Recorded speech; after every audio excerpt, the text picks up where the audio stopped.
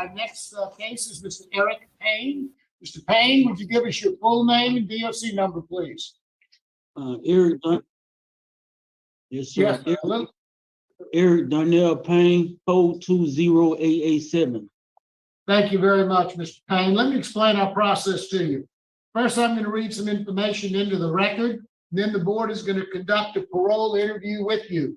At the end, you'll be allowed to make a brief statement before the board votes. Do you understand our procedure? Yes, sir.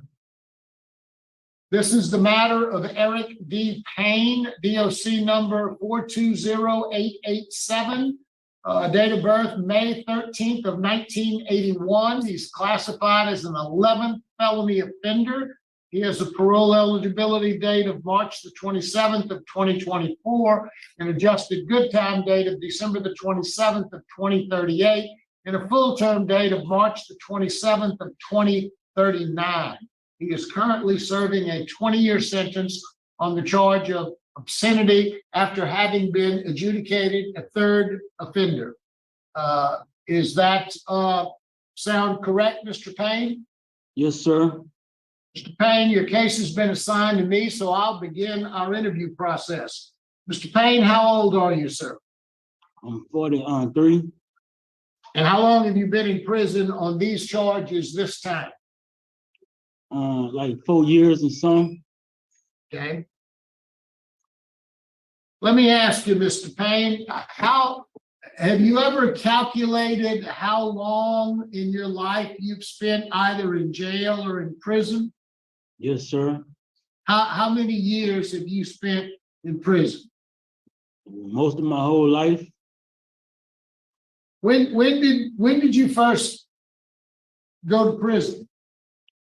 When I was like 14 years old. How far did you go in school? I want to say like the 9th grade, 8th grade, 9th grade. Okay. And why did you quit in the 9th grade? I'm gonna be honest with you, sir. I mean, I just stopped going. I'm not even gonna lie to you. Where were you living when you quit school? Who were you living with? I was living with my grandmother. What did you do when you quit school? I mean, I was, we know, I know you can see on my record there, I got a couple of drug charges too, and I was selling drugs. Have you ever had a real job that like go to work at the 7-Eleven or Burger King or anywhere like that? No, sir. How did you make a living? Selling drugs? Selling the little drugs here and there, yes, sir. Tell me why you're in prison now. Do you know? Yes, sir. Tell me why. For obscenity. Well, tell me about that. Have you given any thought to that? Why do you continue to do that? I mean, you've been caught at least 3 times.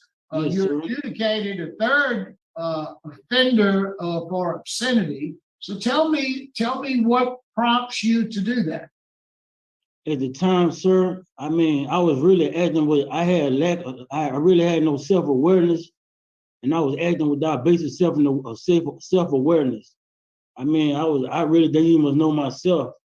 I had no expectations, no business, no responsibilities to being committed to being responsible.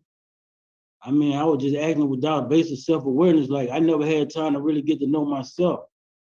But since I've been incarcerated this time right here, if you ever look and see all the times I've been incarcerated, it's been for like 9 months or a year, stuff like that. I really never had time to really just get to know myself.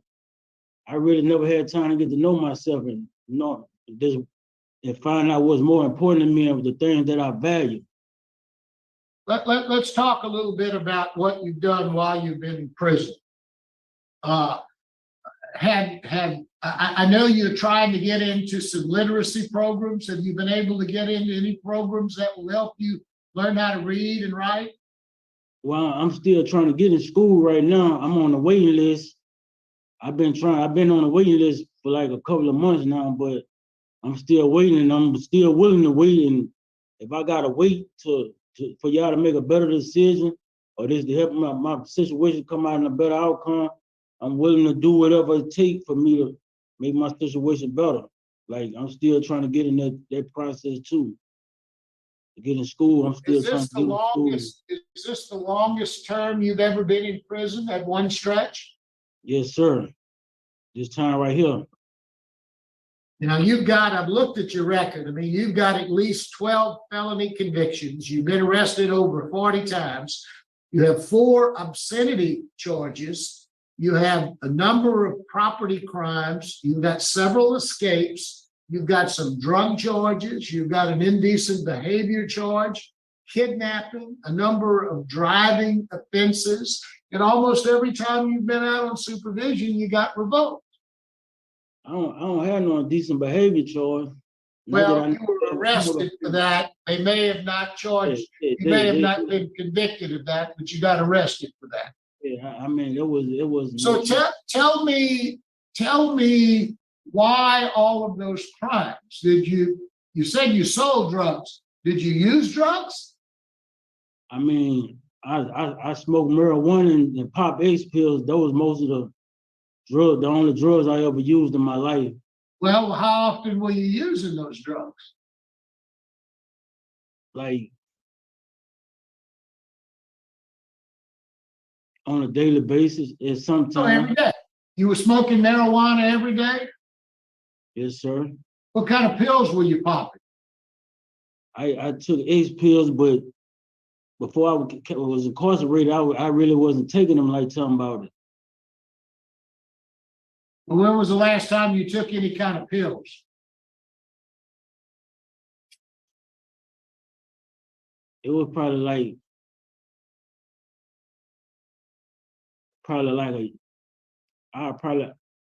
well, I'm not gonna lie. I think it was probably like a little bit before I was incarcerated. So you were still doing pills and smoking marijuana when you came to jail the last time? Yes, sir. So how do you intend on, if you were to get out, what are you going to do to make sure you don't go back to smoking marijuana and popping pills? Well, I'm gonna be a productive person, but I know like so far as me smoking marijuana and ace pill, I mean I got enough mind control and self-awareness not to even go back to doing that though. Well, it sounds like you've taken some classes and you've learned some keywords to mention to us. And that's good. I think you're on the right track. Okay. Yes, sir. But what are you going to do to be able to stop smoking marijuana? I mean, what's your plan? What have you learned in any of the classes that you've taken that will make me feel comfortable that you're not going to go back out there and start smoking again? Well, I mean, I know not to. I know how to dodge all risk, like anything that can bring me back, like that'll make me relapse. I know how to avoid it, but I mean, I really never had no problem with not just with relapsing on it. It just when I did it, it was just something I chose to do. But I know with my mind. Well, you said you didn't have any problem with relapsing. You just told me a minute ago you smoked marijuana every day when you were out. And then you admitted as you were thinking about it that you were actually popping pills until the day before you got in prison. So, I mean, you do drugs when you're not in jail. And that's probably part of the reason why you've had a lot of these criminal issues. Yes, sir. Have you ever do you take any kind of medication, prescription medication? No, sir. Have you ever been evaluated to determine why you may have done some of the things that you were doing? No, sir. I mean, I had to learn on my own. I had to do my own several. I had to evaluate myself because at the time I never had nobody to help me evaluate myself. What have you determined in evaluating yourself? What conclusions have you come to? Well, I came to the conclusion, like the things that made me do a lot of the things that I was doing because I had no self-awareness to think about my thought patterns. You know what I'm saying? And the things, like I say, that I value the What most. does it mean that you had no self-awareness? What does that mean to you? Well, I don't understand. What does it mean that you didn't have any self-awareness? You clearly were in a car, you went to Super One, you were masturbating in the car, you left, you came back. I mean, what self-awareness are we talking about? What do you mean by self-awareness? What didn't you know? I mean, like, You realize that was wrong? You had been arrested 3 different times for very similar actions in the past. yes, sir. I mean, I'm not gonna lie to you, sir. I did know it was wrong. I'm not gonna lie to you.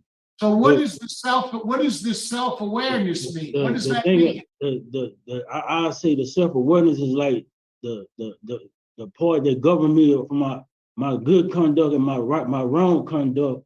It's like a thought process to really just think about it and what matters the most. And instead of thinking for a quick fix or a quick solution, I could have been thinking of the long-term process of what I could have been doing for my future.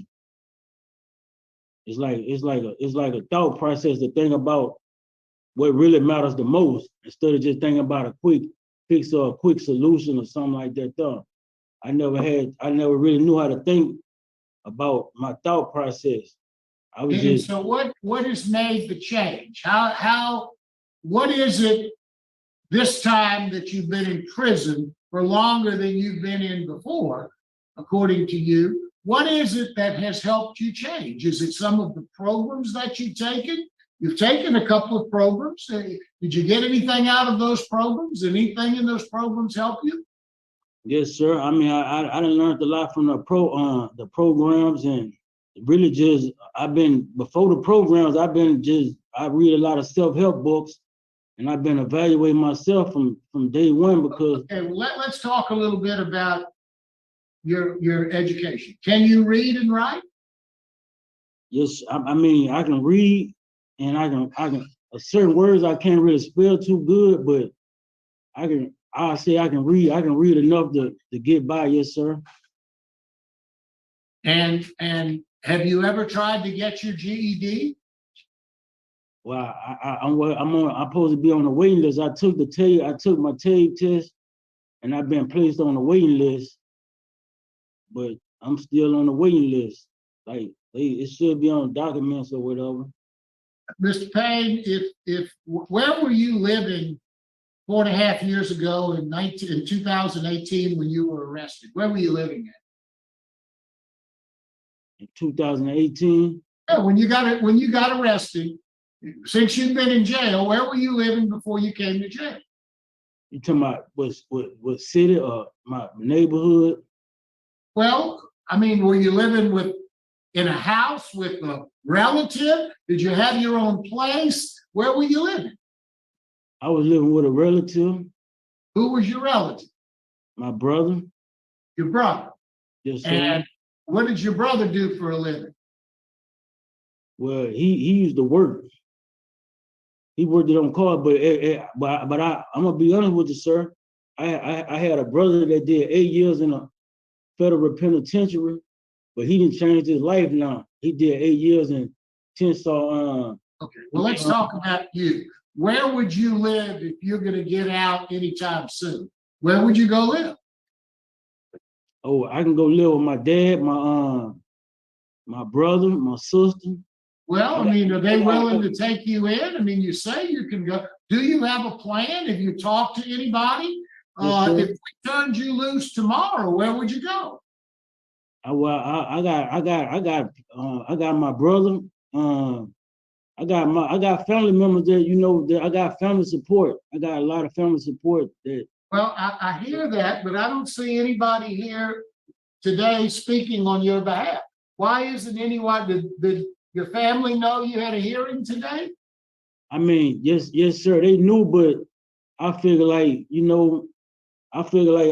my word should be good enough because they can say anything, but my conduct record and just me speaking alone be more valuable than what they. Mr. Payne, your criminal record is horrible. Yeah, it's horrible. Now, the But last 4.5 years while you've been in prison, when you're in prison, it looks like you don't get in trouble. But when you're out, you do.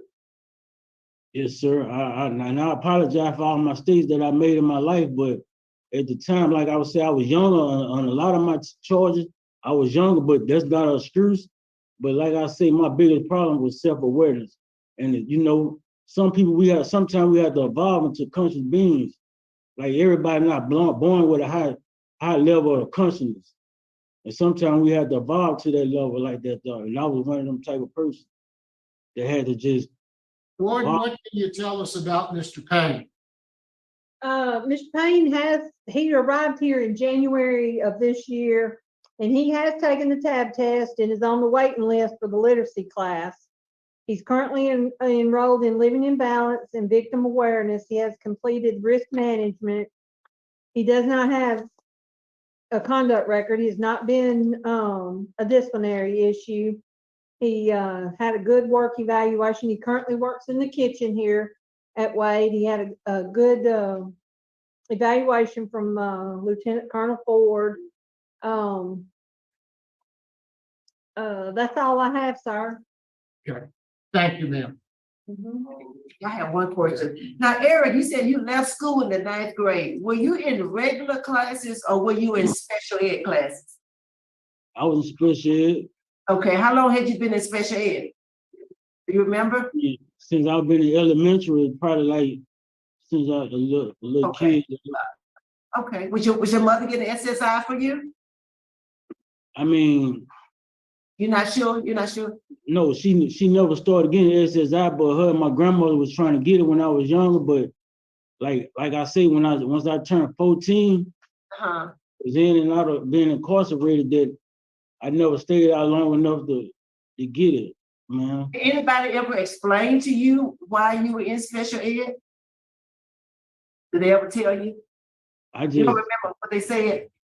knew I was a slow learner. I thought it was just for me being a slow learner. Okay, all right. All right, but thank you for answering my questions. All I had, Chair. Thank you. Mr. Payne, is there anything you'd like to say to the board before we vote?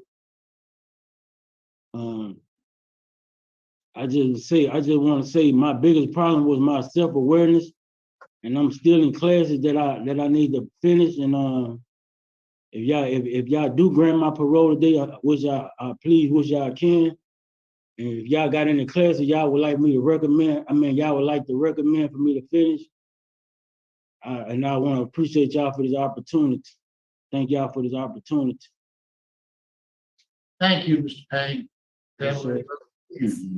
All right, Mr. Payne, I enjoyed the interview. I think you've been honest with me as best you can be.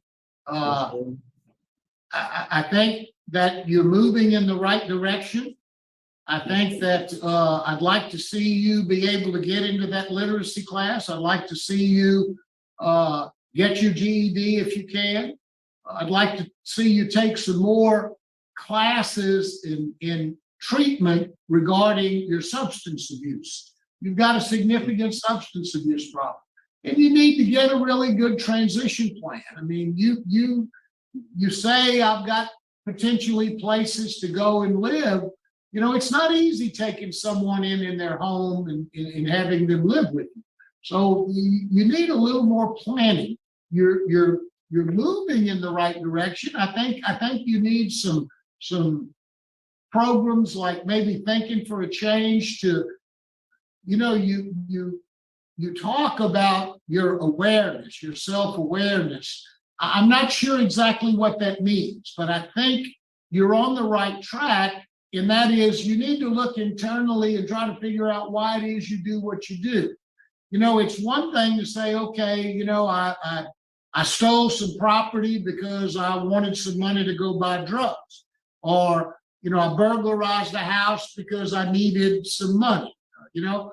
But this obscenity business that you have a significant record of is more of an emotional, mental issue that you need to address.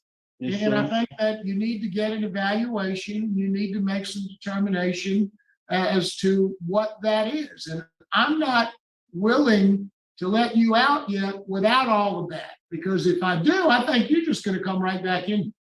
And we want you to get out, but we want you to stay out. So my vote today is to deny, but to encourage you to kind of move forward. And I'm gonna ask the warden if it's possible to get an evaluation for you and see if there's any specific classes that might help you come to a better awareness of what, especially the obscenity charges. Okay, that's my vote, but I'm denying you, but I'm encouraging you to keep working hard, okay? Ms. Wise? All right, Eric, I do too. Likewise, I appreciate the progress that you're making. I can tell that you're working hard. And you don't want to be the same person if you get out this time. And I do want to encourage you next time, that if your family want to come and be with you at the hearing, let them come. That they can speak to what's going on the outside and what's available. You can only speak to what's going on the inside. They can kind of verify some things for us. So if they want to be at the hearing, I just want to mention that to you. My vote is the same, to deny. I don't think you served enough time on that 20-year sentence. Your criminal history, you're a 11th offender, you have high risk, and you really need to complete that literacy class. And then there's a need for substance abuse treatment, and you have law enforcement opposition to your early release. Best wishes to you. So You say, what about the opposition? Law enforcement. We reach out to the law enforcement community in the parish where you got convicted, and we ask their opinion about early release. And a lot of them were against you getting out early. I'm just putting that on the record. Nothing you can do about that. It's just their opinion. Thank you, Ms. Wise. Mr. Freeman? I concur with my colleague. My vote is to deny.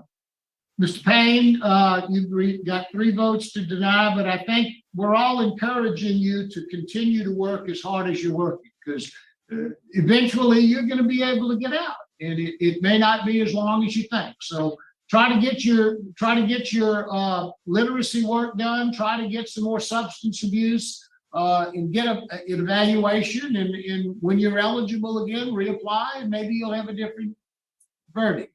But for today's purposes, your parole is denied. So good luck to you. All right, appreciate y'all very much. Thank you. Warden, thank you very much. We'll close out. The time is 1:59. Okay, thank y'all. Thank you. Bye. Have a good one. Man,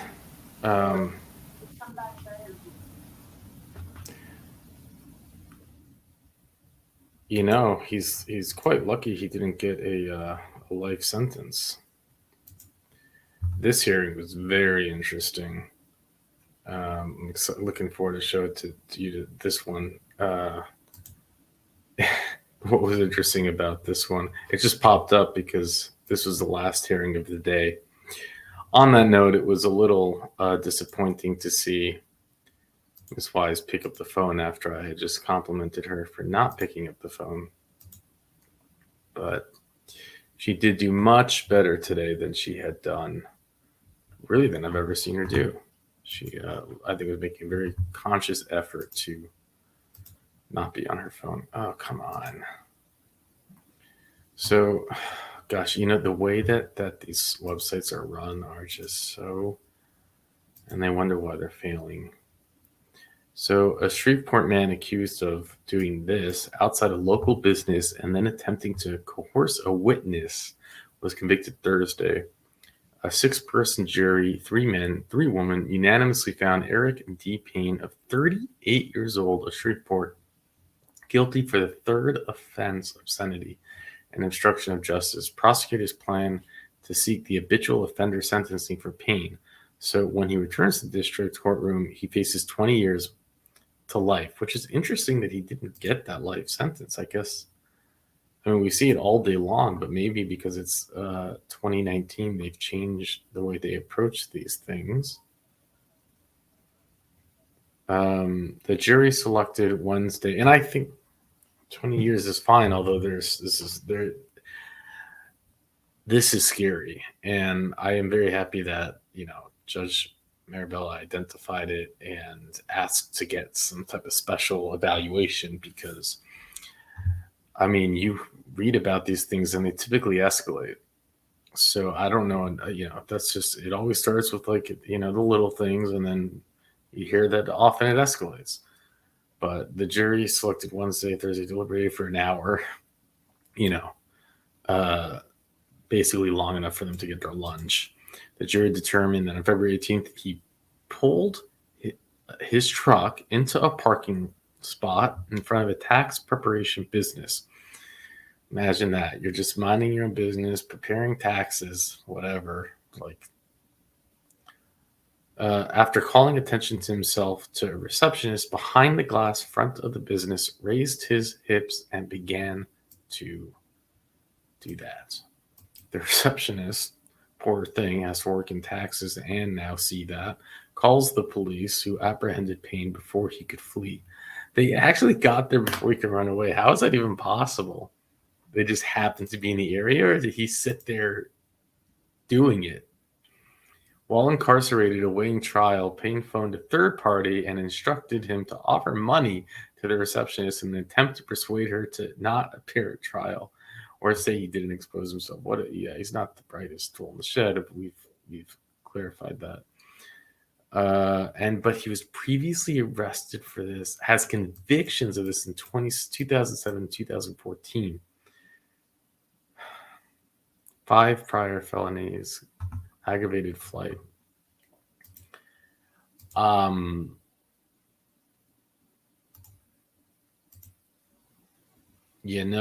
It's just, it's just scary. I don't know what the psychological makeup of someone who feels that they need to do something like that, and that's 3 times that he got caught. And, Mr. Marabella was trying to get down to the root of it, and he just, he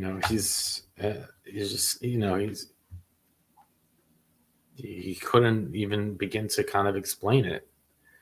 And I don't know if I wrote this down right, but 40 arrests, 12 felonies,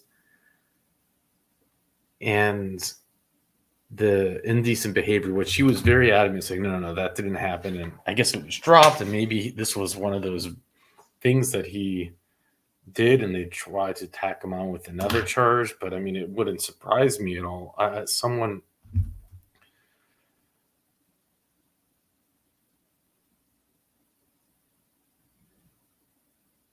It's like there's got to be something very wrong with you, right? And with this track record, it is scary to me. He needs a lot of help, and certain people do belong in prison for life. I don't know if he is one of them, but I'd be terrified to parole him. And you just be afraid that, but I think they made the right decision. Of course, it's and to think that whatever someone needs to evaluate it, and they need to know like what's going on, and to truly understand,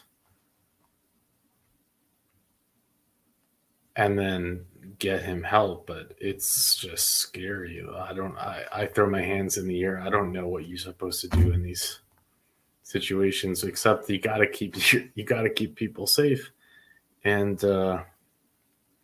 dude literally pulls up in a truck and just whips it out in the middle of the day, so that, like, what, dude? I'm gonna cut this out and make this a separate upload as well, so if you see it twice, you'll know why. But